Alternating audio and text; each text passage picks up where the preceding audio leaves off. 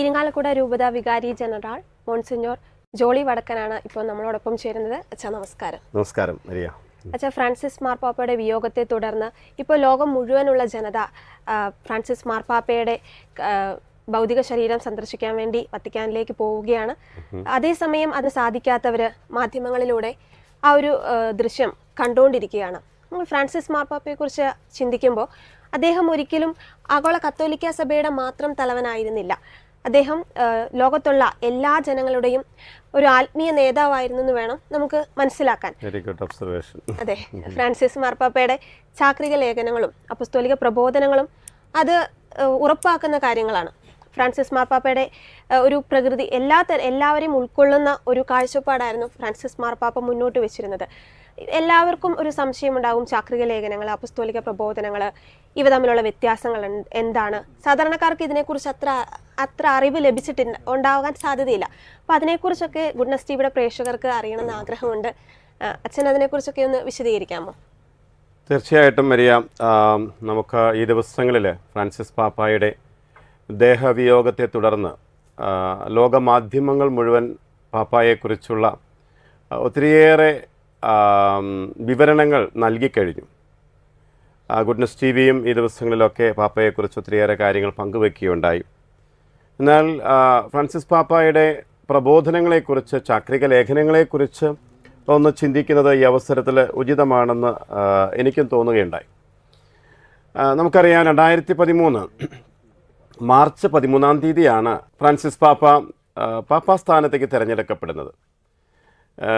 അദ്ദേഹത്തിൻ്റെ ആ തിരഞ്ഞെടുപ്പ് തന്നെ അത് ഒത്തിരിയേറെ ആളുകളെ അത്ഭുത പരതന്ത്രരാക്കി എന്ന് പറയുന്നതിൽ തെല്ലും അതിശയോക്തിയില്ല. ഞാനന്ന് കേരള കത്തോലിക്ക സഭയുടെ ആസ്ഥാന കാര്യാലയമായ POCയിൽ മാധ്യമ കമ്മീഷൻ്റെ സെക്രട്ടറി ആയിട്ട് ചുമതലയിലുള്ള സമയമായിരുന്നു. അന്ന് ഞങ്ങളുടെ സ്റ്റീഫൻ ആലത്തറയായിരുന്നു അന്ന് POCയുടെ ഡയറക്ടറും KCBCയുടെ സ്പോക്സ് പേഴ്സണുമായിട്ടുണ്ടായിരുന്നത്. അപ്പോൾ ആ ദിവസങ്ങളിൽ ഫ്രാൻസിസ് പാപ്പയുടെ തെരഞ്ഞെടുപ്പിന് മുന്നോടിയായിട്ട് നമുക്ക് മനസ്സിലാകുന്നുണ്ട്, ബെനഡിക്ട് പാപ്പ വളരെ യാദൃശ്ചികമായിട്ടാണ് വളരെ പെട്ടെന്ന് 2013 ഫെബ്രുവരി മാസത്തിൽ 11 ബെനഡിക്ട് പാപ്പ ലോകത്തെ മുഴുവൻ ഞെട്ടിച്ചുകൊണ്ട് താൻ ആ ഒരു പാപ്പാ സ്ഥാനത്ത് നിന്ന് സ്ഥാനത്യാഗം ചെയ്യുകയാണ്, രാജിവെക്കുകയാണ് എന്നുള്ള ആ ഒരു വാർത്ത ലോകത്തെ അറിയിച്ചത്. പിന്നീട് ബെനഡിക്ട് പാപ്പ പറഞ്ഞു, ഫെബ്രുവരി 28 2013 ഫെബ്രുവരി 28 ഔദ്യോഗികമായിട്ട് ആ സ്ഥാനത്ത് നിന്ന് പാപ്പ മാറുന്നു എന്നുള്ളത് ഡിക്ലെയർ ചെയ്യുകയും ചെയ്തു. അപ്പോൾ മുതൽ മാധ്യമങ്ങളുടെ വലിയ ചർച്ചയായിരുന്നു, ആരായിരിക്കും അടുത്ത പാപ്പ. അപ്പം ഞങ്ങൾ അവിടെയുള്ള സമയത്ത് നമ്മുടെ മാധ്യമങ്ങളൊക്കെ പല രീതിയിൽ ഞങ്ങളോട് ചോദിക്കും, പല രീതിയിലുള്ള ഇൻ്റർവ്യൂകളുണ്ട്. അപ്പോൾ പെട്ടെന്ന് മാർപ്പാപ്പ തിരഞ്ഞെടുക്കപ്പെടുന്ന സമയത്ത് TV-യിൽ ഇങ്ങനൊരു കാര്യം വരുമ്പോൾ ആരായിരിക്കും, ഇപ്പം ഞങ്ങളും ഷോർട്ട് ലിസ്റ്റ് ചെയ്തു. പാപ്പാബിലെ എന്ന് പറയുന്ന മാർപ്പാപ്പയാകാൻ സാധ്യതയുള്ളവരുടെ ഒരു ലിസ്റ്റ് ഞങ്ങളൊക്കെ തയ്യാറാക്കിയിരുന്നു, ആരായിരിക്കും എന്നുള്ളതിനെക്കുറിച്ച് അറിയാനായിട്ട്. പക്ഷേ ഞങ്ങളെല്ലാവരെയും ഞെട്ടിച്ചുകൊണ്ട് ഞങ്ങളുടെ ആരുടെയും ലിസ്റ്റിൽ, ഞങ്ങൾ മാധ്യമങ്ങൾ പലതും സെർച്ച് ചെയ്തിട്ടാണ് ഈ ലിസ്റ്റൊക്കെ തയ്യാറാക്കിയിരുന്നത്. പക്ഷേ ഞങ്ങളുടെ ആരെയും ലിസ്റ്റിൽ ഈ ഹോർഗെ മാരിയ ബെർഗോളിയോ എന്ന് പറയുന്ന ഈ അർജൻറ്റീനക്കാരൻ കർദിനാൾ ലിസ്റ്റിലില്ലായിരുന്നു. ഹബേമുസ് പാപ്പ, നമുക്കൊരു പുതിയ പാപ്പായെ കിട്ടിയിരിക്കുന്നുവെന്ന് വത്തിക്കാനിലെ സെൻറ്റ് പീറ്റേഴ്സ് സ്ക്വയറിലെ മട്ടുപ്പാവിൽ നിന്ന് അനൗൺസ്മെൻറ്റ് വരുമ്പോൾ ഇതാ വരുന്നു ഫ്രാൻസിസ് പാപ്പ. അദ്ദേഹം കടന്നു വരുമ്പോൾ തന്നെ അദ്ദേഹത്തിൻ്റെ ആ ഒരു ലാളിത്യം കൊണ്ട് ഏറെ ശ്രദ്ധിക്കപ്പെട്ടു. മാത്രമല്ല അദ്ദേഹം ചെയ്തൊരു വലിയൊരു ജസ്റ്റർ ഉണ്ടായിരുന്നു. നമ്മൾ നേരത്തെ കേട്ടതൊക്കെ പോലെ തന്നെ അദ്ദേഹം ആഗോള സമൂഹത്തിൻ്റെ മുൻപിൽ, വത്തിക്കാൻ ചത്തുരത്തിൽ കൂടിയിരുന്ന ആളുകളുടെ മുൻപിൽ തലകുനിച്ചുകൊണ്ട്, ആദ്യം നിങ്ങൾ എന്നെ ആശീർവദിക്കൂ, നിങ്ങൾ എനിക്ക് വേണ്ടി പ്രാർത്ഥിക്കൂ, അതിനുശേഷം ഞാൻ നിങ്ങളെ ആശീർവദിക്കാമെന്ന് പറയുന്ന ഒരു പാപ്പ, ഒരു വേറിട്ട ശൈലിക്കാരനായിരുന്നു. പിന്നീട് അദ്ദേഹത്തിൻ്റെ പേര് ഫ്രാൻസിസ് എന്ന് കേട്ടപ്പോൾ അത് പിന്നീട് നമ്മൾ മാധ്യമങ്ങളിലൂടെ കേട്ടു, ഒരു ജസ്യൂട്ട് സന്യാസ സമൂഹാംഗമായ അദ്ദേഹം വിശുദ്ധ ഫ്രാൻസിസ് അസീസിയെ തൻ്റെ നാമത്തിലേക്ക് ചേർക്കാനായിട്ട്, അല്ലെങ്കിൽ ആ ഫ്രാൻസിസ് അസീസിയുടെ നാമധേയം സ്വീകരിക്കാനായിട്ടുള്ള ഒരു ധീരത കാണിച്ചു എന്ന് പറഞ്ഞപ്പോൾ അദ്ദേഹം ഏത് രീതിയിലായിരിക്കും ഈ രണ്ടാം ക്രിസ്തു എന്നറിയപ്പെട്ട ഈ ഫ്രാൻസിസ് അസീസിയെ ഈ പാപ്പാ സ്ഥാനത്തേക്ക് കൊണ്ടുവരിക എന്നുള്ളത് അതും വലിയൊരു ചോദ്യമായിരുന്നു. എന്നാൽ അദ്ദേഹം തിരഞ്ഞെടുത്ത പാത അതേറെ വ്യത്യസ്തമായിരുന്നുവെന്നും പിന്നീട് അങ്ങോട്ടുള്ള അദ്ദേഹത്തിൻ്റെ പ്രവർത്തന ശൈലിയിലുടനീളം നമ്മൾ കാണുന്നുണ്ട്. മരിയ ചോദിച്ചതുപോലെ അദ്ദേഹത്തിൻ്റെ ചാക്രിക ലേഖനങ്ങളും അപ്പസ്തോലിക പ്രബോധനങ്ങളും അത് നാം മനസ്സിലാക്കുന്നത് നല്ലതായിരിക്കും. ഇതിൽ ഏറ്റവും ആദ്യം ഫ്രാൻസിസ് പാപ്പ പുറത്തിറക്കിയത് ലൂമൻ ഫീഡേ എന്ന പേരിൽ 2013 ഫ്രാൻസിസ് പാപ്പ നൽകിയ ഒരു ചാക്രിക ലേഖനമായിരുന്നു. അത് വിശ്വാസ വർഷത്തിൻ്റെ സമാപനത്തോടനുബന്ധിച്ച് 2013 ജൂൺ മാസത്തിലാണ് ഇങ്ങനെയൊരു രേഖ പുറത്തിറങ്ങുന്നത്, ലൂമൻ ഫീഡേ, വിശ്വാസ വെളിച്ചം. എന്നാൽ ഈ രേഖ ഇത് വായിച്ചപ്പോൾ പൊതുവെ ഉണ്ടായിരുന്ന ഒരു വിമർശനമുണ്ട്. അതായത് ഫ്രാൻസിസ് പാപ്പായുടെ ലാളിത്യത്തിൻ്റെ ശൈലിയും സാധാരണ മനുഷ്യർക്ക് മനസ്സിലാകാവുന്ന ഒരു അജപാലന ഒരു ആഭിമുഖ്യമൊന്നും ഇതിൽ കാണുന്നില്ലല്ലോ. ഇതതുകൊണ്ട് ഒരുപക്ഷെ ഇദ്ദേഹത്തിൻ്റെ മുൻഗാമിയായ ദൈഷ്ണികനായ ദൈവശാസ്ത്രജ്ഞനായ കാർഡിനൽ റാറ്റ്സിംഗർ അന്നത്തെ പോപ്പ് ബെനഡിക്റ്റിൻ്റെ ആ ഒരു ശൈലിയോട് സാമ്യമുള്ളതാണല്ലോ എന്നുള്ള ഒരു വിമർശനം ഉയർന്നപ്പോൾ വളരെ എളിമയോടുകൂടെ ഫ്രാൻസിസ് പാപ്പ പറഞ്ഞു, തീർച്ചയായും അത് ശരിയാണ്. എൻ്റെ മുൻഗാമിയുടെ രചനയ്ക്ക് ഞാൻ കയ്യൊപ്പ് ചാർത്തുക മാത്രമേ ചെയ്തിട്ടുള്ളൂ. റിട്ടൺ വിത്ത് 4 ഹാൻഡ്സ്, 4 കൈകളാണ് ഇതിൻ്റെ പുറകിലുണ്ടായിരിക്കുന്നതെന്ന് പറഞ്ഞുകൊണ്ട് എളിമയോടുകൂടി അത് സമ്മതിച്ചു. എന്നാൽ ഫ്രാൻസിസ് പാപ്പയുടെ അപ്പസ്തോലിക പ്രബോധനമായിട്ട് 2013 തന്നെ പുറത്തിറങ്ങിയത് എവാഞ്ചലി ഗൗഡിയുമായിരുന്നു, സുവിശേഷത്തിൻ്റെ സന്തോഷം. അത് നവസുവിശേഷവൽക്കരണത്തിൻ്റെ സിനഡനാനന്തര ഒരു പ്രബോധനം എന്ന രീതിയിൽ ഫ്രാൻസിസ് പാപ്പ ഈ ഒരു അപ്പസ്തോലിക പ്രബോധനം പുറത്തിറക്കിയപ്പോൾ അത് വായിച്ചവരൊക്കെ ഒരേ സ്വരത്തിൽ പറഞ്ഞു, ഇത് കൃത്യമായും ഒരു ഫ്രാൻസിസ്കൻ ശൈലി ഇതിന് പുലർത്തിയിട്ടുണ്ട്. 325 പാരഗ്രാഫുള്ള ഈ ഒരു സുവിശേഷത്തിൻ്റെ സന്തോഷം, ഞാൻ കാണിച്ച പുസ്തകം മാറിപ്പോയി, ഇതാണ് ആ പുസ്തകം, സ്നേഹത്തിൻ്റെ സന്തോഷം, സ്നേഹത്തിൻ്റെ ആനന്ദത്തിൻ്റെ സുവിശേഷം എന്നൊക്കെ പറയാവുന്ന ഒരു അപ്പസ്തോലിക പ്രബോധനം ഫ്രാൻസിസ് പാപ്പ പുറത്തിറക്കിയത് സുവിശേഷവൽക്കരണത്തിന് വേണ്ടിയുള്ള സിനഡിന് ശേഷമുള്ള സിനഡാനന്തര അപ്പസ്തോലിക പ്രബോധനമായിരുന്നു.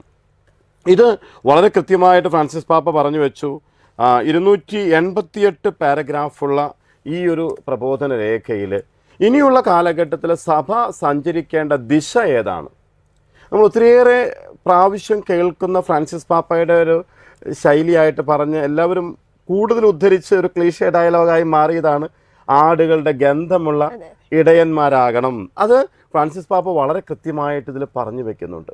ഇനിയുള്ള സഭയുടെ മുന്നോട്ടുള്ള പ്രയാണത്തിൽ സഭ ഏത് രീതിയിലായിരിക്കണം ജനങ്ങളിലേക്ക് ഇറങ്ങിച്ചെല്ലേണ്ടത്? ഫ്രാൻസിസ് പാപ്പ പറയുന്നുണ്ട്, യുദ്ധസ്ഥലത്തെ ഒരു ആശുപത്രിക്ക് സമാനം പ്രവർത്തിക്കുന്ന ഒരു സമൂഹമായിട്ട് സഭ മാറണം. സഭ അത്രയേറെ താല്പര്യം വിശ്വാസി സമൂഹത്തിൻ്റെ ആത്മീയമായ കാര്യങ്ങളോടും അതോടൊപ്പം തന്നെ മറ്റ് സാമൂഹിക ഭൗതിക സാഹചര്യങ്ങളോടും പുലർത്തണമെന്നുള്ളത് വളരെ ശക്തമായിട്ട് പാപ്പ പറഞ്ഞു. എന്നിട്ട് പറഞ്ഞു, നമ്മുടെ ദേവാലയത്തിൻ്റെ വാതായനങ്ങൾ നമ്മൾ മലർക്കെ തുറന്നിടണം. നമുക്കറിയാം, ഈ ജോൺ 23 മാർപ്പാപ്പ 2ാം വത്തിക്കാൻ കൗൺസിൽ വിളിച്ചു ചേർക്കുമ്പോൾ ജോൺ 23 മാർപ്പാപ്പ കൃത്യമായിട്ട് പറഞ്ഞിരുന്നു, നമുക്ക് ഈ സഭയുടെ വാതായനങ്ങൾ മലർക്കെ തുറന്നിടണം, ശുദ്ധവായു കുറേ കൂടി സഭയ്ക്കുള്ളിലേക്ക് പ്രവേശിക്കണം, ഇവിടെയുള്ള അശുദ്ധമായ വായു പുറത്തേക്ക് പോകണമെന്നൊക്കെയുള്ള ഒരു ആശയം പങ്കുവച്ചപ്പോൾ അത് ഏറെ അത്ഭുതത്തോടു കൂടെ തന്നെയാണ് സമൂഹം അത് ശ്രവിച്ചത്.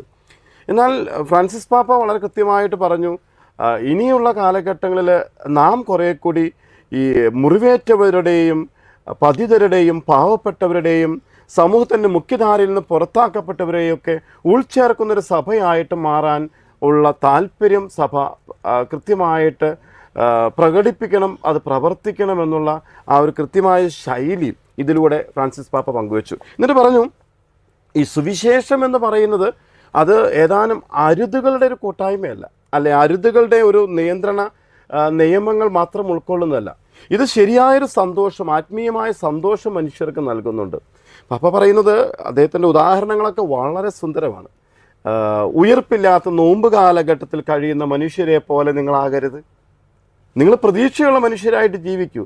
ഈ കഷ്ടതയുടെയും വേദനയുടെയും കാലഘട്ടമൊക്കെ കടന്നു പോകും. നമുക്കറിയാം ഈ വർഷം ഫ്രാൻസിസ് പാപ്പ പ്രത്യേകമായ രീതിയിൽ സഭാ സമൂഹത്തെ മുഴുവൻ ഒരു തീർത്ഥാടക സഭയായിട്ട് മാറ്റാനായിട്ട് ആഹ്വാനം ചെയ്തിരിക്കുകയായിരുന്നു. ക്രിസ്തു ജയന്തി 2025 പ്രത്യാശയുടെ തീർത്ഥാടകരാണ് നാം.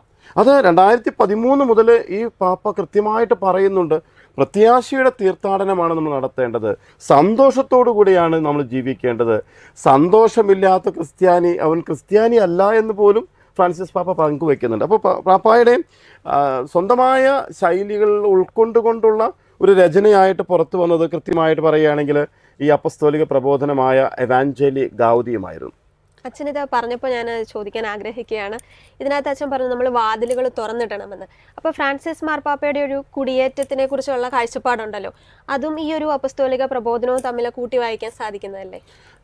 തീർച്ചയായിട്ടും. നമുക്ക് ഫ്രാൻസിസ് പാപ്പായുടെ ചരിത്രത്തിലൂടെ നമ്മൾ കടന്നു പോകുമ്പോൾ ഫ്രാൻസിസ് പാപ്പ ഈ അടുത്ത കാലത്ത് അദ്ദേഹത്തിൻ്റെ ഓട്ടോബയോഗ്രഫി ഇറക്കിയായിരുന്നു. ഇത് വളരെ സുന്ദരമായിട്ട് ഹോപ്പ് എന്ന പേരിലാണ് ഈ ബയോഗ്രഫി ഇറങ്ങിയിരിക്കുന്നത്.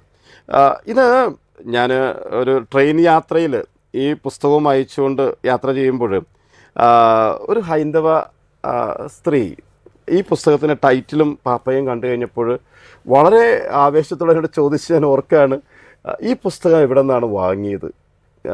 എന്നിട്ട് എന്നോട് പറഞ്ഞത്, ഈ പാപ്പയെ എനിക്ക് ഭയങ്കര ഇഷ്ടമാണെന്ന് പറഞ്ഞു. അതായത് ഒരു ക്രൈസ്തവ വിശ്വാസത്തിലുള്ളവർ മാത്രമല്ല, ഇതര മതസ്ഥർ പോലും പാപ്പായുടെ ശൈലിയെ അത്രയേറെ ഉൾക്കൊണ്ടിട്ടുള്ളവരായിരുന്നു. അപ്പോൾ ഇതിൽ ഫ്രാൻസിസ് പാപ്പ തൻ്റെ ബാല്യകാലത്തെക്കുറിച്ചും തൻ്റെ പിതാമഹന്മാർ നടത്തിയ കുടിയേറ്റത്തെക്കുറിച്ചൊക്കെ പറയുന്നുണ്ട്. ഇറ്റലിയിൽ നിന്ന് തെക്കേ അമേരിക്കയിലേക്ക് നടത്തിയ കപ്പൽ യാത്രയും അതിൻ്റെ അവിടെ വന്നതിന് ശേഷമുണ്ടായ അഭയാർത്ഥികളായിട്ട് അവർ ജീവിക്കുമ്പോഴുണ്ടായിരുന്ന വേദനകളൊക്കെ വളരെ കൃത്യമായിട്ട് ഫ്രാൻസിസ് പാപ്പ ഇതിൽ പങ്കുവെക്കുന്നുണ്ട്. ഇതുകൊണ്ട് തന്നെ ആയിരിക്കണം ഫ്രാൻസിസ് പാപ്പയ്ക്ക് വളരെ പ്രത്യേകമായ ഒരു കരുതൽ എപ്പോഴും ഈ അഭയാർത്ഥികളോടുണ്ടായിരുന്നു. പാപ്പയെ കൃത്യമായിട്ട് പഠിച്ചിട്ടുണ്ടെങ്കിൽ ഒരു കാര്യം നമുക്കറിയാം, പാപ്പാ സ്ഥാനത്തേക്ക് തിരഞ്ഞെടുക്കപ്പെട്ടതിന് ശേഷം റോമിന് പുറത്ത് നടത്തിയ ആദ്യത്തെ യാത്ര എന്ന് പറയുന്നത് തെക്കേ ഇറ്റലിയിലെ സിസിലിയിലുള്ള മെഡിറ്ററേനിയൻ ദ്വീപിനടുത്തുള്ള ലാംപദൂസ എന്ന് പറയുന്ന ആ ഒരു ദ്വീപിലേക്കാണ് ഫ്രാൻസിസ് പാപ്പ പോയത്. അവിടെ അഭയാർത്ഥികളാണ്. ഈ മെഡിറ്ററേനിയൻ കടൽ കടന്ന് കൃത്യമായ രേഖകളില്ലാതെ യൂറോപ്പിലേക്ക് കുടിയേറാൻ ആഗ്രഹിച്ച് വന്നിട്ടുള്ള ഈ അഭയാർത്ഥികളെ പാർപ്പിച്ചിരിക്കുന്ന ആ പ്രദേശത്തേക്ക് പോയിക്കൊണ്ട് പാപ്പ പറഞ്ഞു, ഭയപ്പെടരുത്, നിങ്ങൾ സുരക്ഷിതരാണ്, നിങ്ങൾക്ക് ആവശ്യമായ പരിചരണം നൽകാനായിട്ട് ഞങ്ങളൊക്കെ കൂടെയുണ്ട്, നാമൊക്കെ ഒരുമിച്ചാണ് യാത്ര ചെയ്യുന്നത് എന്നൊക്കെയുള്ള ആ ഒരു പ്രത്യാശ നിറഞ്ഞ ആ ഒരു വലിയ സന്ദേശം ഏറ്റവും ആദ്യം പങ്കുവയ്ക്കാനായിട്ട് പോയത് ഈ ലാംപദൂസയിലായിരുന്നു. പിന്നീട് ഫ്രാൻസിസ് പാപ്പായുടെ 47 വിദേശ യാത്രകൾ ഫ്രാൻസിസ് പാപ്പ നടത്തിയിട്ടുണ്ട്. അവിടെ ചെന്നിറങ്ങുമ്പോഴൊക്കെ വളരെ കൃത്യമായിട്ട് ഫ്രാൻസിസ് പാപ്പ അന്വേഷിക്കുന്നത് എവിടെയാണ് ജയില്, എവിടെയാണ് ലഹരി മോചന ക്യാമ്പുകൾ സംഘടിപ്പിക്കപ്പെട്ടിട്ടുള്ളത്, എവിടെയാണ് അങ്ങനെയുള്ള ആളുകളെ പാർപ്പിച്ചിട്ടുള്ളത്, എവിടെയാണ് അഭയാർത്ഥി ക്യാമ്പുകളുള്ളത്, അങ്ങനെയുള്ള സ്ഥലങ്ങളിലേക്ക് പോകണമെന്ന് കൃത്യമായിട്ടുള്ളൊരു പദ്ധതിയുമായിട്ടാണ് ഫ്രാൻസിസ് പാപ്പ യാത്ര ചെയ്തിട്ടുള്ളത്. അപ്പം അതുകൊണ്ട് മരിയ ചോദിച്ചത് വളരെ അർത്ഥവത്തായൊരു ചോദ്യം തന്നെയാണ്. തൻ്റെ ബാല്യകാലത്തുണ്ടായ ഒരു അഭയാർത്ഥി എന്ന നിലയിൽ ഇറ്റലിയിൽ നിന്നും തെക്കേ അമേരിക്കയിലേക്ക് അർജൻറ്റീനയിലേക്ക് കുടിയേറിയപ്പോൾ അവിടുത്തെ ആ ഒരു പ്രത്യേകമായ സാഹചര്യത്തിലുണ്ടായ അനുഭവങ്ങൾ ഫ്രാൻസിസ് പാപ്പായുടെ പിൽക്കാലത്തുള്ള ജീവിതത്തിലുടനീളം അത് അദ്ദേഹത്തെ സ്വാധീനിച്ചിട്ടുണ്ട് എന്ന് കൃത്യമായിട്ട് നമുക്ക് പറയാനായിട്ട് സാധിക്കും. നമുക്ക് വീണ്ടും ഫ്രാൻസിസ് പാപ്പായുടെ ചാക്രിക ലേഖനത്തിലേക്ക് വന്നാൽ, ഫ്രാൻസിസ് പാപ്പയുടെ രണ്ടാമത്തെ ചാക്രിക ലേഖനം അത് ലൗദാത്തോ സിയാണ്. ലൗദാത്തോ സി, അത് കർത്താവെ അങ്ങേക്ക് സ്തുതി. നമ്മൾ നോക്കിക്കഴിഞ്ഞാൽ ഒരു ഫ്രാൻസിസ്കൻ ശൈലിയിൽ തന്നെയാണ് ഫ്രാൻസിസ് പാപ്പ മുന്നോട്ട് പോയിട്ടുള്ളത്. ഈ ലൗദാത്തോ സി അത് ആ ചാക്രിക ലേഖനം ആരംഭിക്കുന്നത് തന്നെ വിശുദ്ധ ഫ്രാൻസിസ് അസീസിയുടെ കാൻഡിക്കിൾ ഓഫ് കാൻഡിക്കിൾസ്, അദ്ദേഹത്തിൻ്റെ ദൈവമേ അങ്ങേക്ക് സ്തുതി എന്നുള്ള ആ കീർത്തനം ഉദ്ധരിച്ചുകൊണ്ടാണ് ഫ്രാൻസിസ് പാപ്പ ഈ ലൗദാത്തോ സി ആരംഭിക്കുന്നത്. അത് വളരെ കൃത്യമായ രീതിയിൽ നമുക്ക് ആ ഒരു ചാക്രിക ലേഖനത്തിലുടനീളം പ്രകൃതി സംരക്ഷണത്തെക്കുറിച്ച്, പ്രകൃതിയുടെ ഉത്തരവാദിത്വമുള്ള കാവൽക്കാരായി ഓരോ മനുഷ്യനും മാറേണ്ട സാഹചര്യങ്ങളെക്കുറിച്ച്, അനിയന്ത്രിതമായ പ്രകൃതിയുടെ ദുരുപയോഗം കൊണ്ട് സംഭവിക്കുന്ന ദുരന്തങ്ങളെക്കുറിച്ചൊക്കെ ഫ്രാൻസിസ് പാപ്പ വളരെ കൃത്യമായിട്ട് നമ്മളെ പഠിപ്പിക്കുന്നുണ്ട്. റീയൂസ്, റെഡ്യൂസ്, റീസൈക്കിൾ തുടങ്ങിയ പദങ്ങളൊക്കെ അദ്ദേഹം ഇതിലും ആവർത്തിക്കുന്നുണ്ട്. അദ്ദേഹത്തിൻ്റെ ആ ഒരു എന്താ പറയുക, ഭൗമപാളികളിലുണ്ടാകുന്ന, ഓസോൺ പാളികളിലുണ്ടാകുന്ന വിള്ളലുകളും കാലാവസ്ഥ വ്യതിയാനവും ഇവിടെ സംഭവിച്ചുകൊണ്ടിരിക്കുന്ന പ്രകൃതി ദുരന്തങ്ങളൊക്കെ മനുഷ്യൻ പ്രകൃതിയെ ചൂഷണം ചെയ്തുകൊണ്ട് സംഭവിക്കുന്നതാണ് എന്ന് കൃത്യമായിട്ട് പറയുകയും ആ ചൂഷണം അവസാനിപ്പിക്കാനായിട്ട് വികസിത രാജ്യങ്ങളോട് ആവശ്യപ്പെടുകയും കൃത്യമായ രീതിയിൽ അദ്ദേഹത്തിൻ്റെതായ നിർദ്ദേശങ്ങൾ ഈ ലൗദാത്തോ സിയിലൂടെ പങ്കുവെക്കുന്നുണ്ട്. വീണ്ടും ഇതിനെ ഒരു അപ്പൻഡിക്സ് ആയിട്ട് നമ്മൾ കാണുന്നുണ്ട്. ലൗദാത്തോ ദേവും എന്ന പേരിൽ 2023 ഈ ലൗദാത്തോ സിയുടെ ഒരു തുടർച്ച എന്ന രീതിയിൽ മറ്റൊരു അപ്പസ്തോലിക പ്രബോധനം ഫ്രാൻസിസ് പാപ്പ ലൗദാത്തോ ദേവും എന്നുള്ള ആ ഒരു അപ്പസ്തോലിക പ്രബോധനത്തിലൂടെ നൽകുന്നുണ്ട്. പ്രകൃതിയുടെ ഉത്തരവാദിത്വപൂർണമായ ആ ഒരു ഉപയോഗം കൃത്യമായി നമുക്കുണ്ടാകണമെന്ന് നമ്മെ ഓർമ്മപ്പെടുത്തുന്ന പാപ്പയുടെ രണ്ടാമത്തെ ചാക്രിക ലേഖനമാണ് ഈ കർത്താവെ അങ്ങേക്ക് സ്തുതി, ലൗദാത്തോ സി എന്നുള്ള ചാക്രിക ലേഖനം എന്നുകൂടി പറയാൻ ഞാൻ ആഗ്രഹിക്കുകയാണ്. ലൗദാത്തോ സിനെ കുറിച്ച് പറയുകയാണെങ്കിൽ ക്രിസ്ത്യാനികളല്ലാത്തവർ പോലും ഫ്രാൻസിസ് മാർപ്പാപ്പയെ വളരെയധികം ഇഷ്ടപ്പെട്ടത് ഈ കർത്താവ് അങ്ങേക്ക് സ്തുതി എന്ന് പറയുന്നതിൽ ഒരു ഇതിലൂടെയാണ്. അപ്പോൾ ഫ്രാൻസിസ് മാർപ്പാപ്പയെ കർത്താവ് അത് ഈശോസഭാ വൈദികനാണെന്ന് നമുക്കറിയാം. പക്ഷേ ഈശോസഭാ വൈദികരാരും അങ്ങനെ അധികാര കേന്ദ്രങ്ങളിൽ വരാത്തൊരു സാഹചര്യമുണ്ട്. അപ്പോൾ അതെല്ലാം പൊളിച്ചെഴുതി ഈ ഒരു കാലഘട്ടത്തിന് ആവശ്യമായിരുന്നു പരിസ്ഥിതി സംരക്ഷണവും കൂടെ എന്ന് മുൻനിർത്തി അപ്പോൾ കർത്താവിൻ്റെ ഒരു നേരിട്ടുള്ള ഒരു ഇടപെടലായിരുന്നു ഫ്രാൻസിസ് മാർപ്പാപ്പയെ ഒരു മാർപ്പാപ്പയായിട്ട് ഉയർത്തുന്നത് എന്നതിൽ നമുക്ക് കാണാൻ സാധിക്കുന്നുണ്ടല്ലോ. തീർച്ചയായിട്ടും ഈ ഫ്രാൻസിസ് പാപ്പ ആ സ്ഥാനത്തേക്ക് തിരഞ്ഞെടുക്കപ്പെടുന്നത് 2013 ഞാൻ പറഞ്ഞല്ലോ. 2012 അന്ന് മിലാനിലെ കർദിനാളായിരുന്ന കാർലോ മരിയ മർത്തീനി അദ്ദേഹം ദിവംഗതനാകുന്നത്. ഒരുപക്ഷെ ജോൺ പോൾ II മാർപ്പാപ്പയ്ക്ക് ശേഷം ആ സ്ഥാനത്തേക്ക് വരാൻ എല്ലാവരും ആഗ്രഹിച്ചിരുന്ന ഒരു കർദിനാൾ, അത് മിലാനിലെ കർദിനാൾ കാർലോ മരിയ മർത്തീനി, ഒരു ബൈബിൾ സ്കോളറാണ്. അദ്ദേഹം ആ കാലയളവിൽ അദ്ദേഹം പറഞ്ഞ ഒരു വലിയൊരു പ്രസ്താവന ഉണ്ടായിരുന്നു. സഭ ഒരു 200 വർഷം പുറകിലാണ് പല കാര്യങ്ങളിലും. സഭയിൽ ഈ ഒരു കാലഘട്ടത്തിൽ കുറേയേറെ മാറ്റങ്ങൾ ആവശ്യമാണ്. സഭ കുറേയൊക്കെ രാജകീയ പ്രൗഢിയിൽ നിന്നൊക്കെ ഒന്ന് മാറിയിട്ട് സഭ സാധാരണക്കാരുടെ സഭയായിട്ട് മാറണമെന്നൊക്കെയുള്ള ആ ഒരു നിരീക്ഷണങ്ങൾ കാർലോ മരിയ മർത്തീനിയുടേതായിട്ട് പുറത്തു വന്നിരുന്നൊരു സമയം കൂടിയായിരുന്നു. ആ കാലഘട്ടത്തിലാണ് ഫ്രാൻസിസ് പാപ്പ ഈ ഒരു ജെസ്യൂട്ട് സഭയിൽ നിന്ന് ആദ്യമായിട്ട് പാപ്പാസ്ഥാനത്തേക്ക് ഒരു അംഗം ഉയർത്തപ്പെടുന്നു. മാത്രമല്ല യൂറോപ്പിന് പുറത്ത് ആദ്യമായിട്ട് ലാറ്റിൻ അമേരിക്കയിൽ നിന്ന് ഒരു മാർപ്പാപ്പ വരുന്നു. അത് ഒരുപക്ഷെ മൊത്തം നമ്മുടെ വിശ്വാസി സമൂഹത്തെയൊക്കെ ഏറെ ഞെട്ടിപ്പിച്ച ഒരു സംഭവം തന്നെയായിരുന്നു. എന്നാൽ അദ്ദേഹത്തിൻ്റെ ശൈലികളൊക്കെ ഓരോന്നായിട്ട് നമ്മൾ അടുത്തറിയാൻ തുടങ്ങിക്കഴിഞ്ഞപ്പോൾ ഈ ടൈം മാഗസിനാണ് ഒരിക്കൽ അവരൊരു മാർപ്പാപ്പയെക്കുറിച്ച് ലക്കം ചെയ്തപ്പോൾ അവർ പറഞ്ഞു a different kind of pope, വ്യത്യസ്തനായ ഒരു പാപ്പയാണ്. അദ്ദേഹം ചെയ്തിരുന്ന ചെറിയ ചെറിയ കാര്യങ്ങൾ പോലും പിന്നീട് ഒത്തിരിയേറെ ചർച്ച ചെയ്യപ്പെട്ടു. അദ്ദേഹം ബ്യൂണസ് അയേഴ്സിലെ കർദിനാളായിരിക്കുന്ന സമയത്ത് അദ്ദേഹത്തിൻ്റെ വലിയ അപ്പാർട്ട്മെൻറ്റൊക്കെ മാറി ഒരു ചെറിയ ഒരു അപ്പാർട്ട്മെൻറ്റിലേക്ക് താമസം മാറ്റി. വത്തിക്കാനിൽ വന്നു കഴിഞ്ഞപ്പോൾ പേപ്പസി അതൊരു അധികാരത്തിൻ്റെ സ്ഥാനത്താണ് നമ്മൾ കണ്ടുകൊണ്ടിരുന്നത്. ഒരു വലിയ ഒരു ഒരു കൊട്ടാരം പോലെയുള്ള സദൃശമായിട്ടുള്ള താമസ സൗകര്യങ്ങളുള്ള അദ്ദേഹത്തിൻ്റെ പേപ്പൽ പാലസ്, അദ്ദേഹം പറഞ്ഞു ഇവിടെ 100-200 പേർക്ക് താമസിക്കാനുള്ള സ്ഥലമുണ്ടല്ലോ, ഇത് എനിക്ക് ആവശ്യമില്ല, ഇത് ഞാൻ സാന്താ മാർത്തായിൽ, അതായത് റോമിലേക്ക് സന്ദർശകരായിട്ട് വരുന്നവരും അതുപോലെ റോമിലെ വിവിധ ഓഫീസുകളിൽ ജോലി ചെയ്യുന്നവരും തൽക്കാലത്തെ ലോഡ്ജിങ്ങിന് വേണ്ടി ഉപയോഗിക്കുന്ന ആ ഒരു സംവിധാനമാണ് സാന്താ മാർത്ത എന്ന് പറയുന്ന സ്ഥലത്തുള്ളത്. അവിടെ തന്നെ എനിക്ക് താമസിച്ചാൽ മതി. അത് ഏറെ ഞെട്ടലോടെയാണ് വത്തിക്കാൻ വൃന്ദങ്ങൾ ശ്രവിച്ചത്. കാരണം ഇന്ന് വരെ ഒരു മാർപ്പാപ്പയും ആ രീതിയിൽ സംസാരിച്ചിട്ടില്ല. അദ്ദേഹം പറഞ്ഞു എനിക്ക് ഈ വലിയ കാറുകളിലൊന്നും സഞ്ചരിക്കേണ്ട. അർജൻറ്റീനയിലുള്ള സമയത്ത് ബസ്സിൽ യാത്ര ചെയ്യുന്നു, സ്വന്തമായിട്ട് ചെറിയ ഫിയറ്റ് കാർ ഓടിക്കുന്നു. അങ്ങനെയുള്ള പാപ്പ അത് വത്തിക്കാൻ ഒരു രാഷ്ട്രം തന്നെയാണ്, ആ രാഷ്ട്രത്തിൻ്റെ തലവൻ കൂടിയാണ്. ആ രാഷ്ട്രത്തലവന് പ്രോട്ടോക്കോളും കാര്യങ്ങളൊക്കെ ഉണ്ട്. പക്ഷേ പാപ്പ പറഞ്ഞു എനിക്ക് ചെറിയ കാറിൽ സഞ്ചരിച്ചാൽ മതി. റോമിൽ ചെറിയ കാറിൽ പോകുന്ന പാപ്പയെ ചുരുക്കം ചില സന്ദർഭങ്ങളെങ്കിലും ആളുകൾ കാണാറുണ്ട്.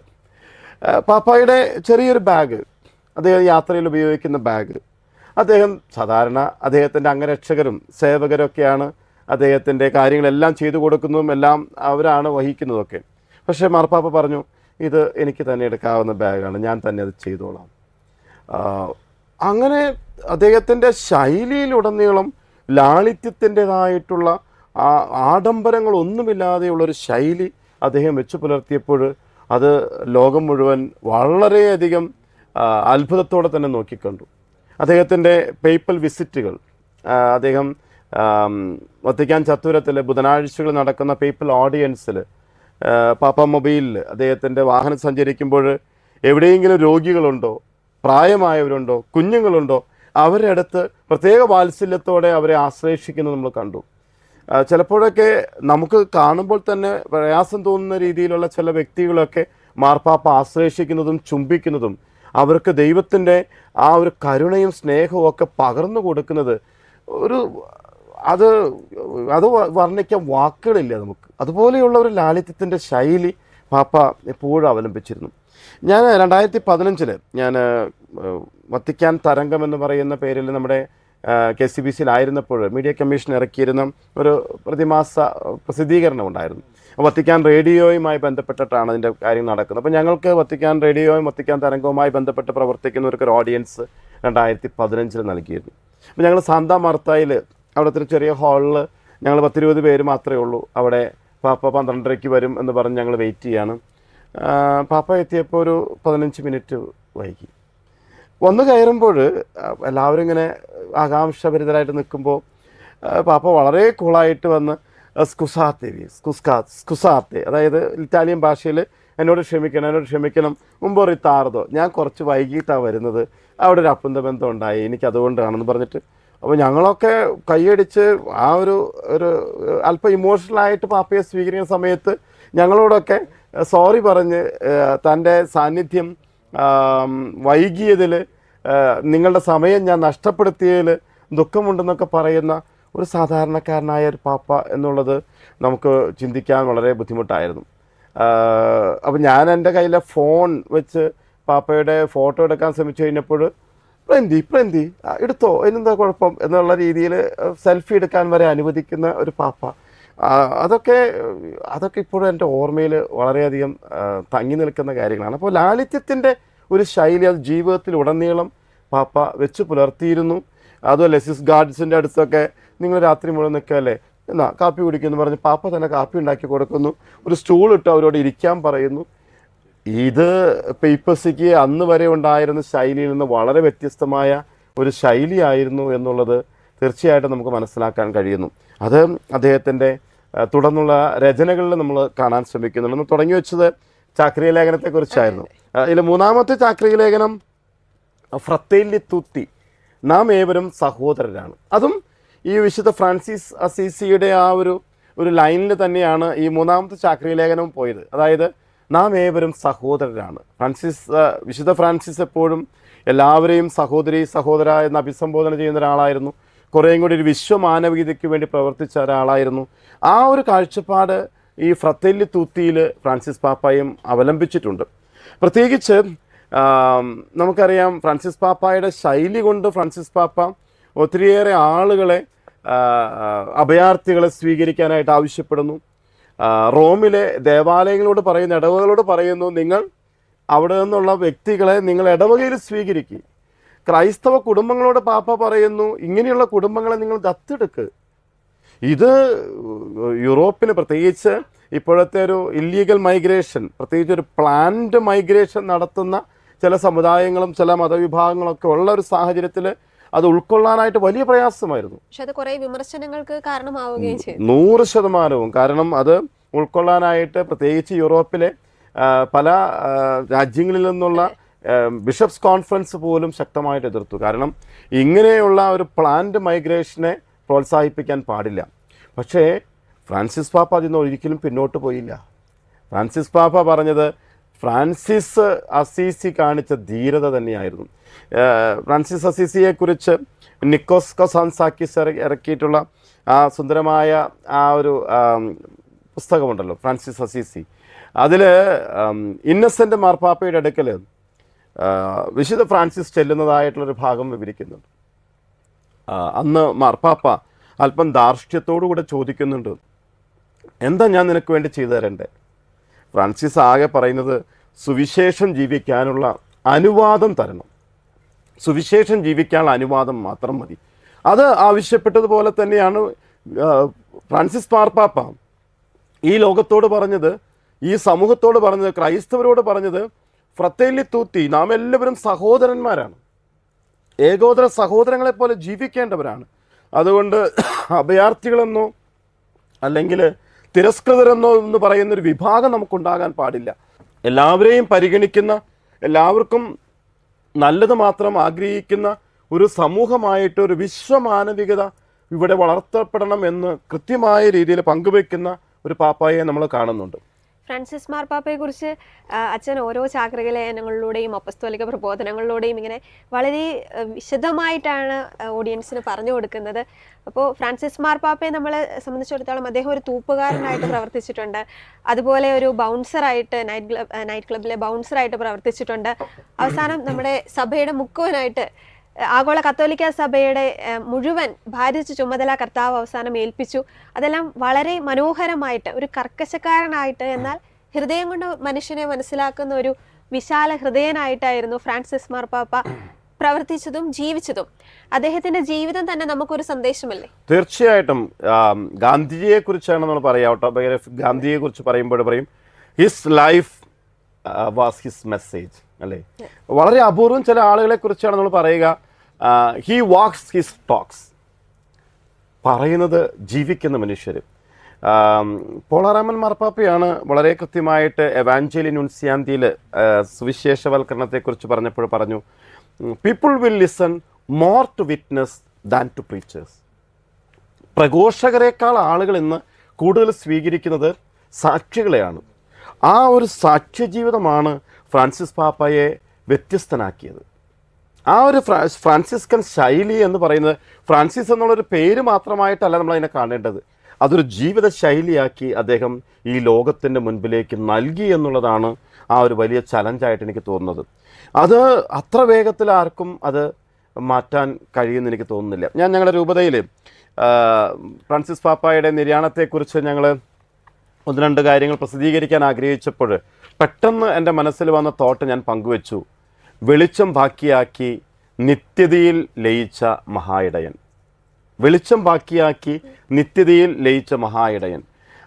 ഗാന്ധിജിയെക്കുറിച്ച് ആ മരണത്തെക്കുറിച്ച് അന്ന് നെഹ്റു പങ്കുവെച്ച് പറഞ്ഞു, എന്താണ്, വെളിച്ചം ബാക്കിയാക്കി വിളക്കണഞ്ഞു. ഞാൻ വിളക്ക് അണഞ്ഞു എന്ന് പറയാനല്ല ഞാൻ ആഗ്രഹിച്ചത്, വെളിച്ചം ബാക്കിയാക്കി നിത്യതയിലേക്ക് അദ്ദേഹം ലയിച്ചു ചേർന്നിരിക്കുകയാണ്. അദ്ദേഹത്തിൻ്റെ ആ ഒരു ജീവിത ശൈലി, അദ്ദേഹം കാഴ്ചവെച്ച ആ ദർശനങ്ങൾ, അത് എക്കാലത്തും നമ്മുടെ സഭയിൽ വലിയ ഒരു വെല്ലുവിളി ഉയർത്തിക്കൊണ്ടേയിരിക്കും. ഇനി അദ്ദേഹത്തിൻ്റെ പിൻഗാമിയായിട്ട് തിരഞ്ഞെടുക്കപ്പെടുന്നവർക്കും അത് വലിയ ആ ഒരു പ്രചോദനമായിരിക്കുമെന്നതിൽ യാതൊരു സംശയവുമില്ല. അദ്ദേഹത്തിൻ്റെ ഈ അവസാനത്തെ ഒരു ചാക്രിക ലേഖനം 2024 കഴിഞ്ഞ ഒക്ടോബർ 24 മെത്രാന്മാരുടെ സിനഡിൻ്റെ ആ സമാപന അവസരത്തിൽ പുറത്തിറക്കിയിരുന്നു. അതിൻ്റെ പേര് ദിലക്സിത് നോസ്, അവൻ നമ്മെ സ്നേഹിച്ചു. അത് വളരെ സുന്ദരമായിട്ടുള്ള ഒരു ചാക്രിക ലേഖനം. ഫ്രാൻസിസ് പാപ്പ ഒരു കോവിഡ് ആനന്തര കാലഘട്ടത്തിൽ പൊതുവേ നമ്മുടെ സമൂഹമൊക്കെ വല്ലാതെ ഇന്ന് അസ്വസ്ഥതപ്പെടുന്നൊരു കാലഘട്ടത്തിൽ യുദ്ധവും അതുപോലെ തന്നെ പ്രകൃതി ദുരന്തങ്ങളും വർഗീയമായിട്ടുള്ള പ്രശ്നങ്ങളും വർഗീയ വിദ്വേഷത്തിൻ്റെതായിട്ടുള്ള കലാപങ്ങളും ഒത്തിരിയേറെ പ്രശ്നങ്ങളിലൂടെ നമ്മുടെ സമൂഹം കടന്നു പോകുമ്പോൾ ഫ്രാൻസിസ് പാപ്പ ഏവരെയും ചേർത്ത് പിടിച്ചുകൊണ്ട് പറയാൻ ആഗ്രഹിക്കുന്നത് ഹി ലവ്ഡ് us. അവൻ നമ്മെ അത്രമാത്രം സ്നേഹിച്ചിട്ടുണ്ട്, സ്നേഹിക്കുന്നുണ്ട്. അതുകൊണ്ട് അവൻ്റെ ഹൃദയത്തോട് ചേർത്ത് വെച്ചുകൊണ്ട് നമുക്കും സഞ്ചരിക്കാൻ കഴിയണമെന്ന് പറയുന്ന ആ ഒരു ശൈലി നമ്മിലേക്ക് നൽകാൻ ഈ ഒരു ചാക്രിക ലേഖനത്തിലൂടെ ഫ്രാൻസിസ് പാപ്പ വളരെ സുന്ദരമായിട്ട് പരിശ്രമിച്ചിട്ടുണ്ട്. അപ്പോൾ ഈ 4 ചാക്രിക ലേഖനങ്ങളാണ് പ്രധാനമായിട്ടും ഫ്രാൻസിസ് പാപ്പയുടെ ഉള്ളതെങ്കിൽ ഫ്രാൻസിസ് പാപ്പായുടെ മറ്റ് അപ്പസ്തോലിക പ്രബോധനങ്ങൾ കൂടി ജസ്റ്റ് നമ്മളൊന്ന് മനസ്സിലാക്കുന്നത് നല്ലതായിരിക്കും. ഞാൻ എവാഞ്ചേലി ഗൗദിയത്തെക്കുറിച്ച് പറഞ്ഞു, സുവിശേഷത്തിൻ്റെ സന്തോഷത്തെക്കുറിച്ച് പറഞ്ഞു. ആ ഒരു സുവിശേഷത്തിൻ്റെ ആനന്ദം അപ്രകാരം നാം ഇന്ന് ഈ ലോകത്തിൽ ക്രിസ്തുവിനെ സാക്ഷ്യം വഹിക്കുന്നവരായി മാറണമെന്നുള്ളത് നമ്മെ ഓർമ്മപ്പെടുത്തുന്ന ഒരു വലിയ പ്രബോധനമായിരുന്നു. തുടർന്ന് 2016 ഫ്രാൻസിസ് പാപ്പ അമോറിസ് ലെത്തീസിയ എന്ന പേരിൽ, സ്നേഹത്തിൻ്റെ സന്തോഷം എന്ന പേരിൽ ഒരു അപ്പസ്തോലിക പ്രബോധനം പുറത്തിറക്കുന്നത്. അതിനു മുൻപ് 2014 2015 വത്തിക്കാനിൽ വെച്ച് നടന്ന കുടുംബങ്ങൾക്ക് വേണ്ടിയുള്ള സിനഡിൻ്റെ വെളിച്ചത്തിൽ ആ സിനഡാനന്തര പ്രബോധനമായിട്ടാണ് ഈ രേഖ പുറത്തിറങ്ങിയത്. അപ്പോൾ ഈ രേഖയിലും ഫ്രാൻസിസ് പാപ്പ വളരെ കൃത്യമായിട്ട് പറഞ്ഞു വയ്ക്കുന്നത്, ഒരു സഭ എന്ന് പറയുന്നത് വ്രണിതരുടെ, പീഡിതരുടെ, മർദ്ദിതരുടെ, അവഗണിക്കപ്പെട്ടവരുടെ സഭയാണ്. അവരോടൊപ്പം അനുധാവനം ചെയ്യുന്ന ഒരു സഭ. അതാണ് ഈ കഴിഞ്ഞ പ്രാവശ്യത്തെ സിനഡിൽ പ്രത്യേകമായിട്ട് സിനഡ് ഓൺ സിനഡാലിറ്റി. അത് ഫ്രാൻസിസ് പാപ്പയുടെ പ്രത്യേക ശൈലിയാണ്. ഏവരെയും ഒരുമിച്ച് ചേർത്തുകൊണ്ട് സഞ്ചരിക്കുന്ന സഭ. അതുകൊണ്ട് ഈ ഒരു സ്നേഹത്തിൻ്റെ സന്തോഷത്തിൽ വിവാഹ മോചിതരെക്കുറിച്ച്, ട്രാൻസ്ജെൻഡേഴ്സിനെക്കുറിച്ച്, സ്ത്രീകളെക്കുറിച്ച്, അങ്ങനെയുള്ള വ്യത്യസ്തമായ മേഖലകളിലൂടെ ഒരു പക്ഷേ സമൂഹത്തിൻ്റെ മുഖ്യധാരയിൽ നിന്ന് മാറ്റി നിർത്തപ്പെടുന്ന ആളുകളെയൊക്കെ ചേർത്ത് പിടിക്കണമെന്ന് ആഹ്വാനം ചെയ്യുന്ന ഒരു അപ്പസ്തോലിക പ്രബോധനമായിരുന്നു. ഒത്തിരി വിമർശനങ്ങളും ഇതുമായി ബന്ധപ്പെട്ട് പുറത്തിറങ്ങിയായിരുന്നു. അതായത് ഇനി ഫ്രാൻസിസ് പാപ്പ സ്ത്രീ പൗരോഹിത്യത്തിന് വഴിതെളിക്കുമോ, അല്ലെങ്കിൽ സ്വവർഗരീതിയെ പാപ്പ അവരുടെ അങ്ങനെയുള്ളവരുടെ വിവാഹം ആശീർവദിക്കുമോ, ഇങ്ങനെയൊക്കെയുള്ള ചിന്തകൾ ആ കാലഘട്ടത്തിലൊക്കെ വളരെ ശക്തമായിട്ടുണ്ടായിരുന്നു. അങ്ങനെ ഒരു സ്റ്റുഡിയോയിൽ ചർച്ചയ്ക്ക് ഇരിക്കുമ്പോൾ എൻ്റെ കൂടെ ഉണ്ടായിരുന്ന ഒരു സാമൂഹ്യ നിരീക്ഷകനും ഒരു സൈക്കോളജിസ്റ്റും പറഞ്ഞു, അച്ഛൻ ഉറപ്പായിട്ടും ഞാൻ പറയുന്നു, ഈ പാപ്പ കാലം ചെയ്യുന്നതിന് മുൻപ് സ്ത്രീകളുടെ പൗരോഹിത്യം സംഭവിക്കും, സ്വവർഗാനുരാഗികളുടെ വിവാഹം ആശീർവദിക്കാൻ അനുവദിക്കുമെന്നൊക്കെ എന്നോട് വാദിച്ച് ഞാൻ ഓർക്കണം. അന്ന് ഞാൻ കൃത്യമായിട്ട് പറഞ്ഞു, പാപ്പയുടെ ശൈലി അത് തുറവിയോടെ സംവദിക്കുന്ന ശൈലിയാണ്. എളിമയോടെ ശ്രവിക്കാനും ശ്രദ്ധിക്കാനും സ്വീകരിക്കാനും കഴിയുന്ന മനസ്സാണ്. പക്ഷേ ആത്യന്തികമായിട്ടുള്ള ദൈവിക നിയമങ്ങൾക്കോ വിശ്വാസ സംഹിതകൾക്കോ ധാർമ്മിക ആചാരങ്ങൾക്കോ ഒരു കാരണവശാലും ഈ പാപ്പ ഒരു കോംപ്രമൈസും ചെയ്യില്ല എന്നുള്ളത്, ആ മേഖലയിൽ അദ്ദേഹം കാർക്കശക്കാരനാണ് എന്നുള്ളത് ഞാൻ അന്ന് പറഞ്ഞ് ഓർക്കുകയാണ്. ഇപ്പോഴും എനിക്ക് പറയാനുള്ളത്, ഫ്രാൻസിസ് പാപ്പ ആ ഒരു ശൈലിയിൽ നിന്ന് ഒട്ടും മാറിയിട്ടില്ല. എന്നാൽ പാപ്പയുടെ ഇൻ്റർവ്യൂവിൽ ചോദിച്ചു, ഈ സ്വവർഗ വിവാഹത്തെക്കുറിച്ച്, അനുരാഗികളെക്കുറിച്ച് എന്താണ് പറയുന്നത്? പാപ്പ വളരെ കൃത്യമായിട്ട് പറഞ്ഞു, who am I to judge them? അവരെ വിധിക്കാൻ ഞാൻ ആരാണ്? കർത്താവിൻ്റെ സന്നിധിയിലേക്ക് വ്യഭിചാരത്തിൽ പിടിക്കപ്പെട്ട സ്ത്രീയെ കൊണ്ടുവന്നപ്പോൾ മോശയുടെ നിയമം എടുത്തുകൊണ്ട് അവർ പറഞ്ഞത് കല്ലെറിഞ്ഞു കൊല്ലാനാ. പക്ഷേ നമുക്കറിയാം കർത്താവ് എന്താ പറഞ്ഞത്? നിങ്ങളിൽ പാപമില്ലാത്തവൻ അവളെ കല്ലെറിയട്ടെ. മനുഷ്യൻ്റെ പാപ സാഹചര്യങ്ങൾ എന്തുകൊണ്ട് അവരങ്ങനെയായി? Who am I to judge them? അവർക്ക് അത് ഒരുപക്ഷെ സൃഷ്ടിപരമായിട്ട് ജൈവശാസ്ത്രപരമായിട്ടുണ്ടായ വ്യത്യാസങ്ങളാകാം, അല്ലെങ്കിൽ മറ്റു വല്ല പ്രശ്നങ്ങൾ കൊണ്ടാകാം. ഒരുപക്ഷെ അവരുടെ സ്ഥാനത്ത് ഞാനായിരുന്നെങ്കിൽ ഞാൻ ഏത് രീതിയിലാണ് ഈ കാര്യങ്ങളെ നോക്കിക്കാണേണ്ടത്? പാപ്പ അതിനെക്കുറിച്ചൊക്കെ വളരെ കൃത്യമായ രീതിയിൽ അദ്ദേഹത്തിൻ്റെതായുള്ള കാഴ്ചപ്പാടുകൾ പങ്കുവെക്കുന്നുണ്ടായിരുന്നു.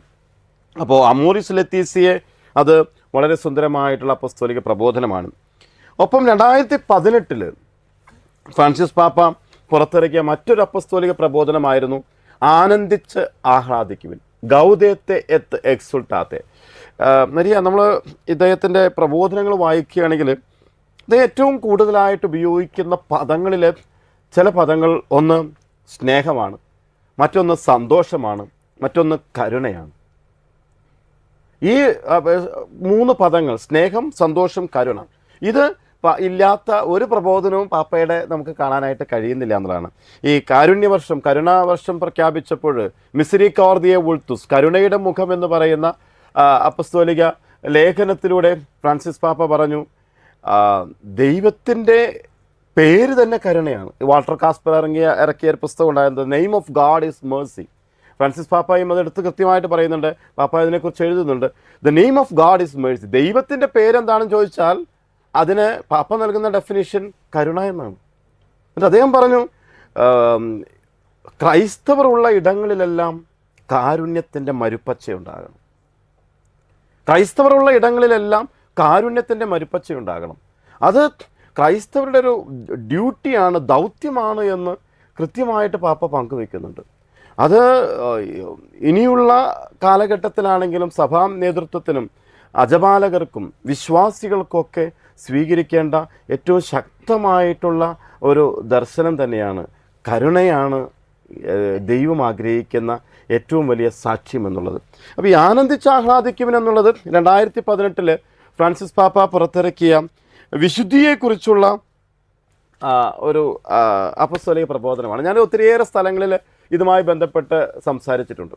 അതിൽ ഫ്രാൻസിസ് പാപ്പ വിശുദ്ധി എന്ന് പറഞ്ഞാൽ ഫ്രാൻസിസ് പാപ്പ പറയുന്നത്, വിശുദ്ധിയെ നിങ്ങൾ ഒരിക്കലും പേടിക്കണ്ട.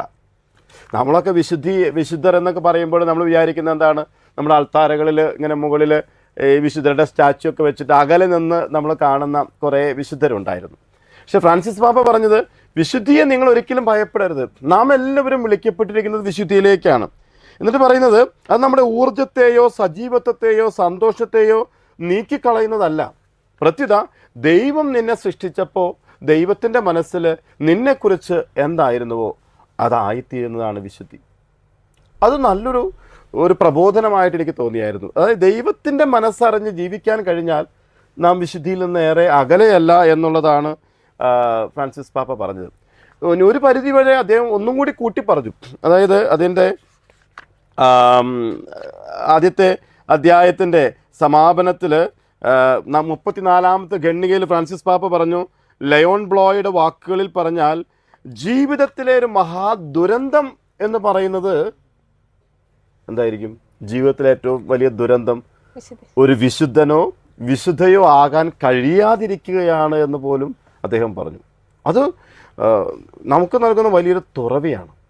ഈ ലോക ജീവിതത്തിൽ ഒരു മാർപ്പാപ്പയ്ക്കോ കർദിനാളിനോ മെത്രാനോ അച്ഛനോ അല്ല, അല്ലെങ്കിൽ സമർപ്പിതർക്കോ അല്ല വിശുദ്ധരാകാൻ കഴിയുക. അത് എല്ലാവർക്കും സാധിക്കുന്ന ഒരു ജീവിത മാർഗമാണ്. നമുക്കറിയാം, ഈ കഴിഞ്ഞ ആഴ്ചയിലാണ്, ഈ ഞായറാഴ്ചയാണ് ഈ കാർലോ അക്യൂറ്റസിൻ്റെ വിശുദ്ധപദ പ്രഖ്യാപനം തീരുമാനിച്ചിരുന്നത്. ഒരു ചെറുപ്പക്കാരൻ, ഒരു കൗമാരക്കാരൻ, അവൻ്റെ ആ ഒരു ജീവിത ശൈലിയിൽ അവൻ ദൈവത്തിന് വേണ്ടി സമയം കണ്ടെത്തി മിറാക്കുളി ഒയ്ക്രിസ്തിച്ചി യൂക്രിസ്റ്റിക് മിറക്കിളിനെ കുറിച്ച് വെബ്സൈറ്റ് അവൻ ചെയ്തു.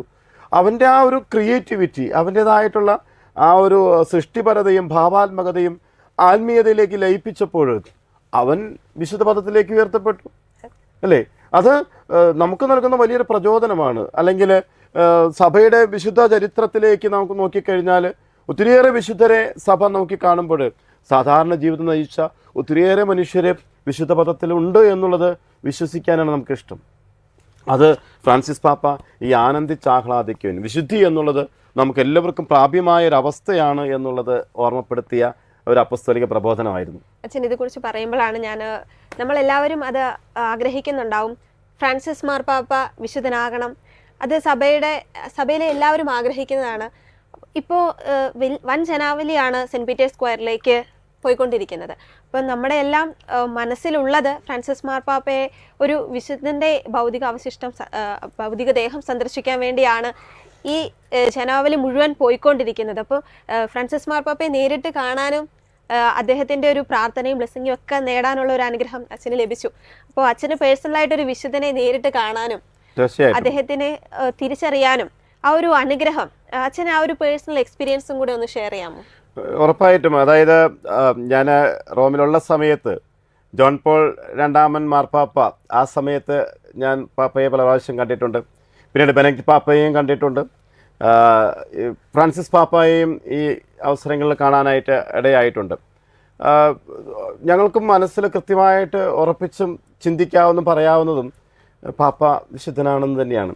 ഈ വിശുദ്ധ ജോൺ പോൾ രണ്ടാമൻ മാർപ്പാപ്പയുടെ ദേഹവിയോഗത്തിൽ അവിടെ കാണാൻ വന്ന ആളുകളൊക്കെ അവരുടെ കയ്യിൽ പ്ലക്കാർഡുകളുണ്ടായിരുന്നു.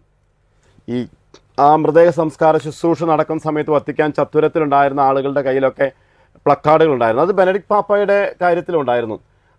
അവർ വിളിച്ചു പറയുന്നവരായിരുന്നു സുബിത്തോ സാന്തോ, സുബിത്തോ സാന്തോ. എന്താ അതിൻ്റെ അർത്ഥം? എത്രയും പെട്ടെന്ന് വിശുദ്ധനാകണം. അത് ആ മനുഷ്യരുടെ ആ ഒരു വലിയൊരു വികാരമായിരുന്നു.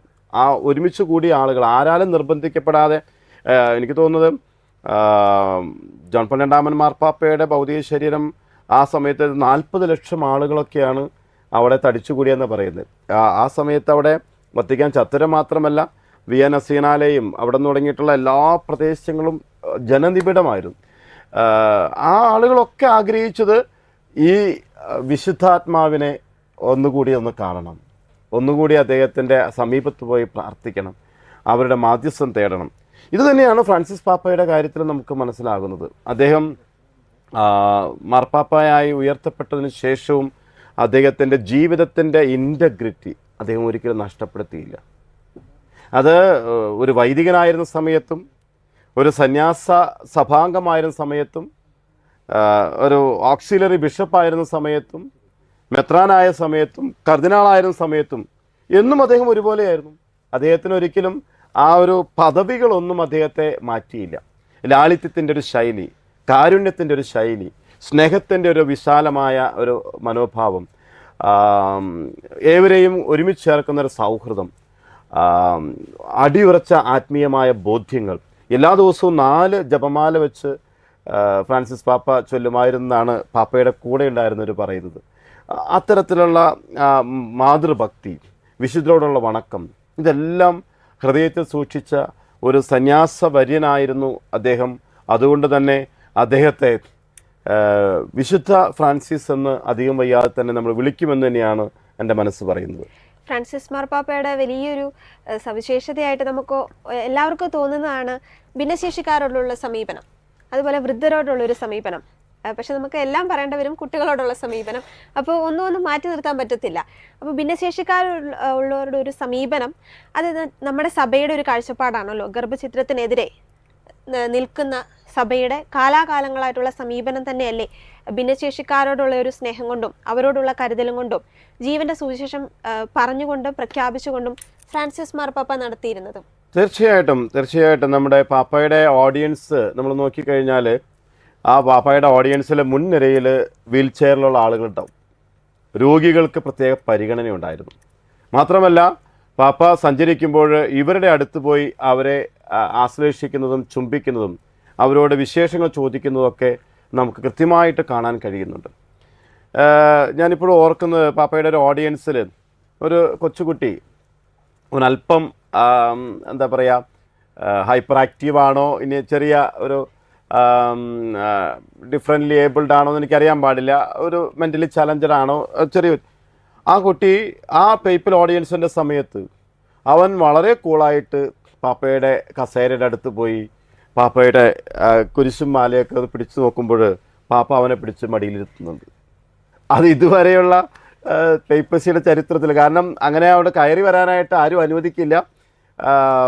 സ്വിസ് ഗാർഡ്സ് തടയേണ്ടതാണ്, അല്ലെങ്കിൽ കൂടെയുള്ള അംഗരക്ഷകർ നോക്കേണ്ടതാണ്. പക്ഷേ പാപ്പയുടെ ശൈലി അറിയാവുന്നതിൻ്റെ പേരിൽ അവർ ആ കുഞ്ഞിനെ അനുവദിച്ചു പാപ്പ അവനെ വാരിപ്പുണരുന്നുണ്ട്.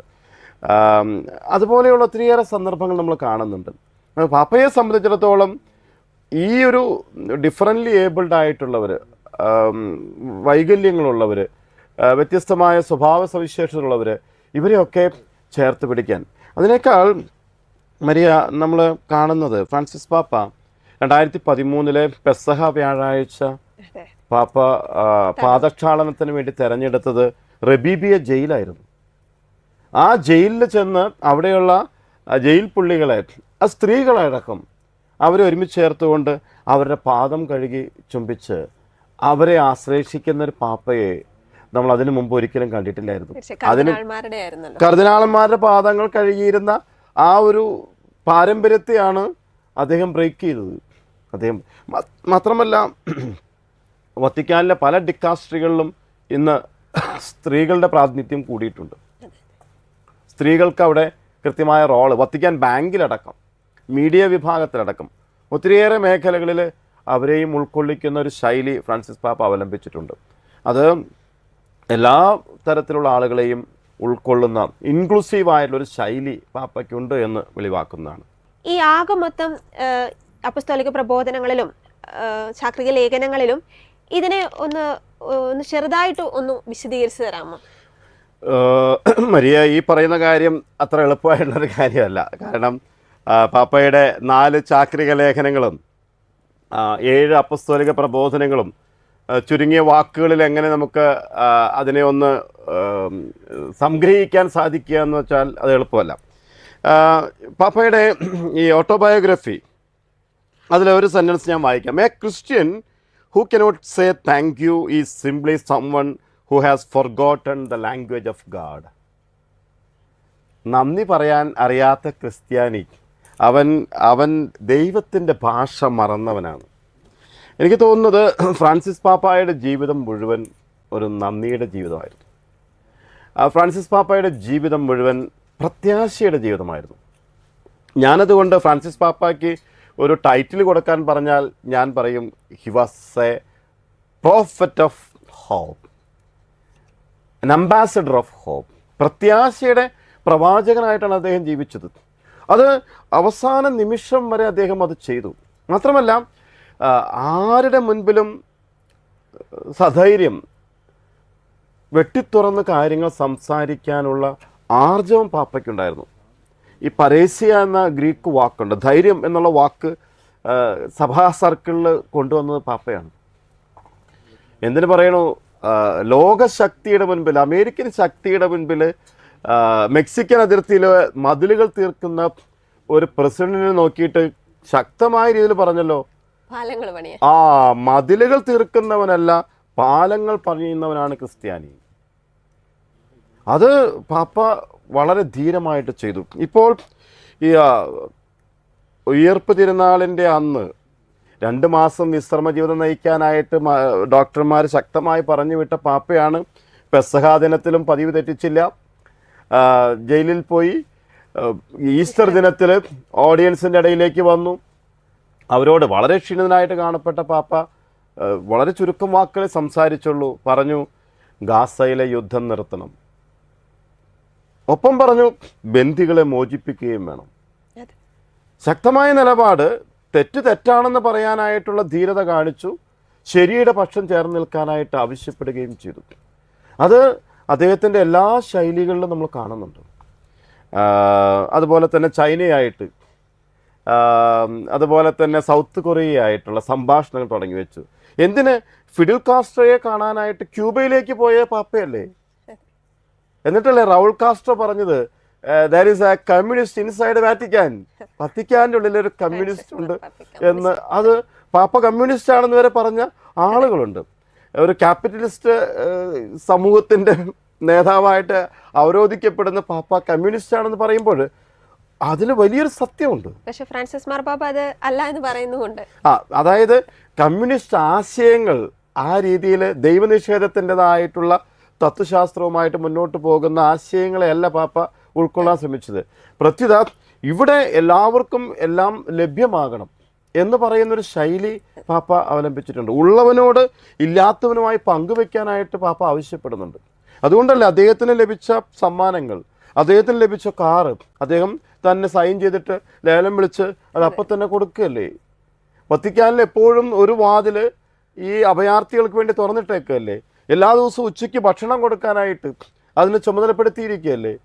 അതൊക്കെ ഈ ഒരു സമൂഹത്തോടുള്ള തൻ്റെ ഉത്തരവാദിത്തമായിട്ട് വ്യാഖ്യാനിക്കപ്പെടുകയാണ്.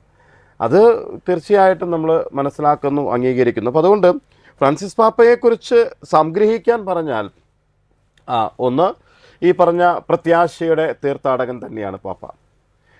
ആ ഒരു പ്രത്യാശ അത് ജീവിതത്തിലുടനീളം വെച്ച് പുലർത്തി അന്ത്യനിമിഷം വരെ. ഞാൻ മനസ്സിലാക്കുന്നത് ശരിയാണെങ്കിൽ അന്നേ ദിവസം തൻ്റെ സഹായിയോട് രാവിലെ 5:30 ആയപ്പോൾ കൈ കാണിച്ച് വിട ചൊല്ലി എന്നാണ് പറഞ്ഞത്. കാരണം ഈ മരണം എന്നുള്ളത് പിതാവിൻ്റെ പക്കലേക്കുള്ളൊരു തിരികെ യാത്രയാണ് എന്നുള്ളത് വളരെ കൃത്യമായിട്ട് വിശ്വസിച്ച ഒരാളാണ്. അദ്ദേഹത്തിൻ്റെ ടെസ്റ്റ്മെൻറ്റ് നോക്കിയാൽ നമുക്കത് കൃത്യമാണ്. അദ്ദേഹം പിതാവിൻ്റെ ഭവനത്തിലേക്ക് യാത്രയാകുകയാണ് എന്നുള്ളത് വളരെ സന്തോഷത്തോടുകൂടെ അംഗീകരിച്ചുകൊണ്ടാണ്. ഈ ജോൺ 23 മാർപ്പാപ്പയാണ് പറഞ്ഞത്, അവധിക്കാലത്തിന് വേണ്ടി കാത്തിരിക്കുന്ന, അതായത് ലഗേജൊക്കെ കൊടുത്തു വിട്ടിട്ട് വണ്ടി വരുമ്പോൾ തിരിച്ച് വീട്ടിലേക്ക് പോകാനിരിക്കുന്ന കുട്ടിയെപ്പോലെയാണ് മരണം കാത്തിരിക്കേണ്ടതെന്ന് പറയുന്നത്. അതായത് അത്രയും സുന്ദരമായൊരു അനുഭവത്തിലേക്കാണ് മരണത്തിലൂടെ കടന്നു പോകുന്നത് എന്ന് പ്രത്യാശയോടെ പറയാൻ സാധിക്കുക അത് അപൂർവം ചിലർക്കാണ്. ചിലരെക്കുറിച്ച് നമ്മൾ പറയാറുണ്ടല്ലോ, as you leave so you leave. നീ എങ്ങനെയാണോ എങ്ങനെയാണോ ജീവിക്കുന്നത് അതുപോലെയാണ് നീ കടന്നു പോവുക. ഫ്രാൻസിസ് പാപ്പ ജീവിച്ചതുപോലെ കടന്നുപോയി. ലാളിത്യത്തിൻ്റെ ഒരു ശൈലി സഭയ്ക്ക് ഉടനീളം നൽകിക്കൊണ്ട് ലാളിത്യത്തോടുകൂടി ജീവിച്ചു, ലാളിത്യത്തോടുകൂടെ കടന്നു പോകാൻ ആഗ്രഹിച്ചു. തൻ്റെ മൃതദേഹ സംസ്കാര ശുശ്രൂഷകളും ലാളിത്യം നിറഞ്ഞതായിരിക്കണം എന്നുള്ള ശാഠ്യം വെച്ചു. അതിലൂടെ തന്നെ അദ്ദേഹം സഞ്ചരിച്ചു. അപ്പോൾ ലാളിത്യത്തിൻ്റെ ഒരു പ്രവാചകനായിരുന്നു, പ്രത്യാശയുടെ ഒരു പ്രവാചകനായിരുന്നു, കാരുണ്യത്തിൻ്റെ ഒരു പ്രവാചകനായിരുന്നു. അദ്ദേഹത്തിൻ്റെ ജീവിതത്തിലുടനീളം നമ്മൾ കാണുന്ന ആ കരുണ, ഒപ്പം സ്നേഹത്തിൻ്റെ സന്തോഷം പങ്കുവെച്ച ഒരു പ്രവാചകനായിരുന്നു. ആ രീതിയിൽ അദ്ദേഹത്തെ കാണാനാണ് എനിക്കിഷ്ടം. അദ്ദേഹം നമുക്ക് നൽകിയ ദീപ്തമായ സ്മരണകൾക്ക് മുൻപിൽ സ്മരണാഞ്ജലി അർപ്പിക്കുന്നു. അദ്ദേഹം വിശുദ്ധ പദത്തിലാണെന്നും വിശുദ്ധ ജീവിതത്തിൻ്റെ ഉടമയായി ജീവിച്ചതിൻ്റെ പേരിൽ തീർച്ചയായും അദ്ദേഹം ദൈവത്തോടൊപ്പമുള്ള ജീവിതത്തിലേക്ക് പ്രവേശിച്ചു എന്ന് വിശ്വസിക്കാൻ തന്നെയാണ് എനിക്കിഷ്ടം. അങ്ങനെയാണെങ്കിൽ നമുക്ക് വിശുദ്ധ ഫ്രാൻസിസ് പാപ്പ എന്ന് തന്നെ അദ്ദേഹത്തെ വിളിക്കാനിടയാകും അധികം വൈകാതെ എന്ന് ഞാൻ ഉറച്ചു വിശ്വസിക്കുകയും ചെയ്യുന്നു.